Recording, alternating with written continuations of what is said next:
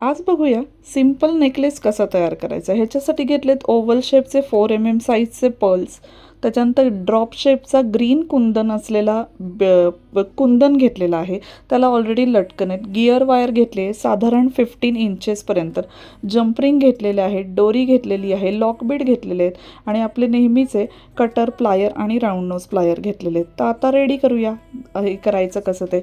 Gear वायरमध्ये आपण पहिले लॉकिंग बीड घालून घेतला, त्याच्यानंतर जम्परिंग घेतली, त्याच्यानंतर त्याचा जो एक एंड आहे तो एक एंड जम्परिंगला मध्ये ठेवून पुन्हा लॉकिंग बीडमध्ये उलटा घालून घेतला.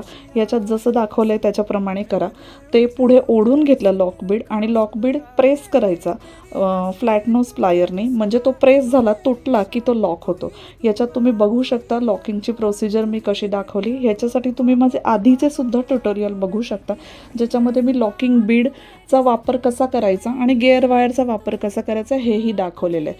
तर आता आपण पर्ल्स ओवून घेऊया.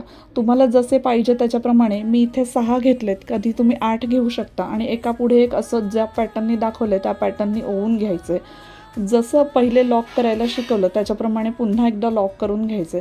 लॉक केल्यानंतर जी एक्स्ट्राची गिअर वायर आहे ती कट करून टाकायची आणि आता जे आपण जम्परिंग ठेवले होते त्याच्यामध्ये आणखीन एक जम्परिंग घालून डोरीचं एक एंड अटॅच करून घ्यायचं आहे. आता आपण असं